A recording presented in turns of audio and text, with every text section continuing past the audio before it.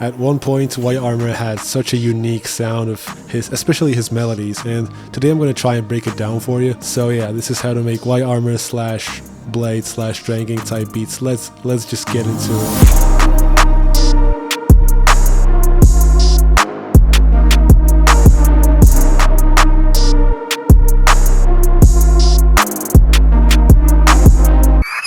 So Serum is my absolute go-to when it comes to whitearmor melodies, and lately I've been really liking these free banks by Thomas Came Up. He also makes tutorials for whitearmor beats and he drops free Serum banks once in a while. Honestly, all of them are pretty great and I use them sometimes. So you want to get like distorted and very synthetic key sounds and just lead sounds, just like distorted, airy, synthetic, something like this key right there.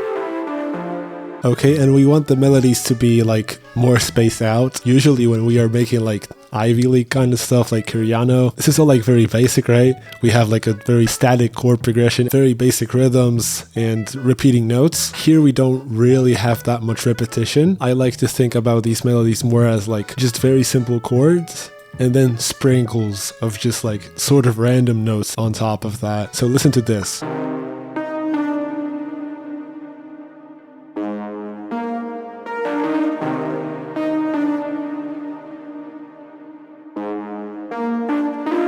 Notice that there's a lot of empty room right there. It just helps the melody breathe. This is something whitearmor does a lot. So the melody is going to start with some notes, then it's going to pause for some time, and then we have notes again. That really creates movement in the melody. Again, a very distorted and sort of airy sounding lead. Note that we don't want to spam notes, okay? We just want nice and simple melodies. So something like this for the lead.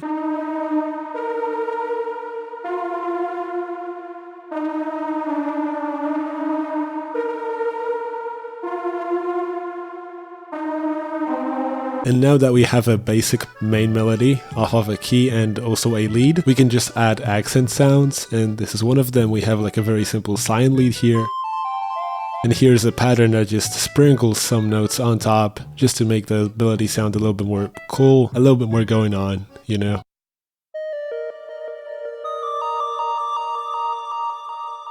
If you feel like your melody is sounding empty, you can add some layers. So here we have a key from Omnisphere, and I just copied the chords from our main melody and just added some notes on top just to make a little ambience for the melody.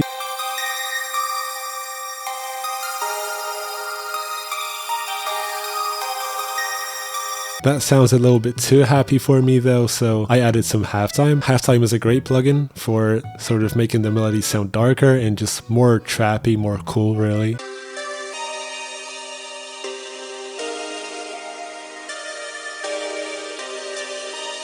Very cool tip for especially whitearmor beats is to add brass. So here's a pattern that's just following the chord progression.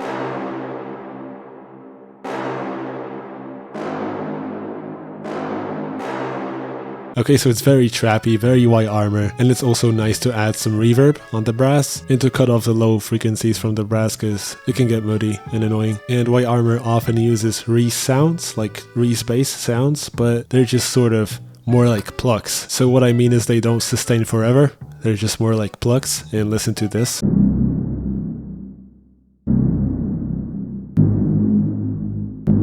And your melody should sound something like this.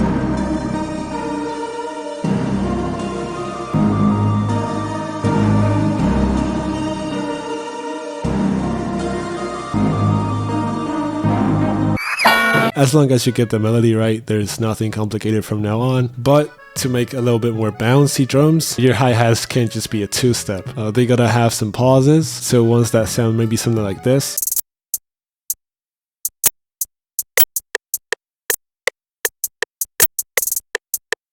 Two open hats. One is a pattern that sounds like that.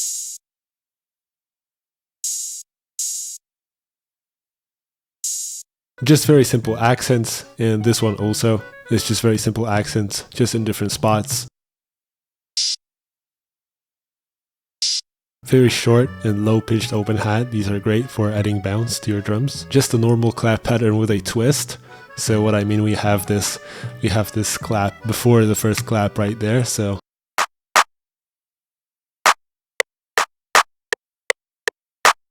Just a simple snare sound to accent.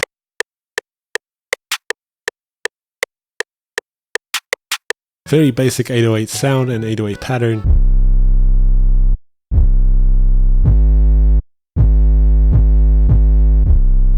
I feel like distorted 808s fit White Armor beats better sometimes. For this one I added some Camel Crusher and I turned down the mix. The 808 is sidechained to a kick.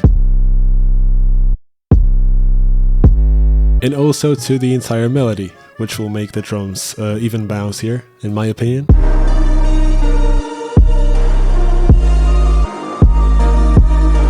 So I really like sidechaining the kick both to the 808 and the entire melody. It can be a little bit overwhelming sometimes, so it's not great always, but I like doing that most of the time. Full drums should sound something like that.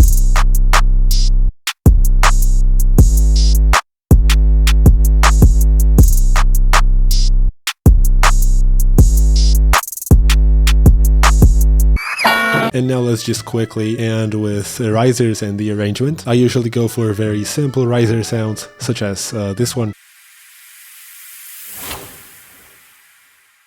And this one. Just before the drop, nothing complicated.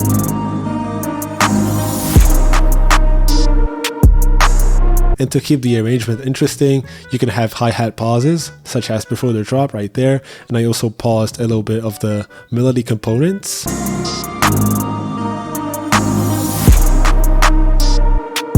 So hi-hat pauses like that go very well with risers, and also you can switch your Reese bass pattern with your 808s, like mid-beat. I think it sounds really cool. I did this right there at the end of a bar.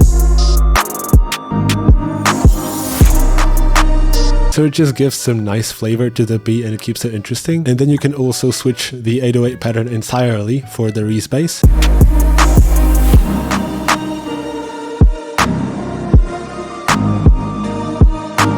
And also before the second drop, I like to delay all of the drums.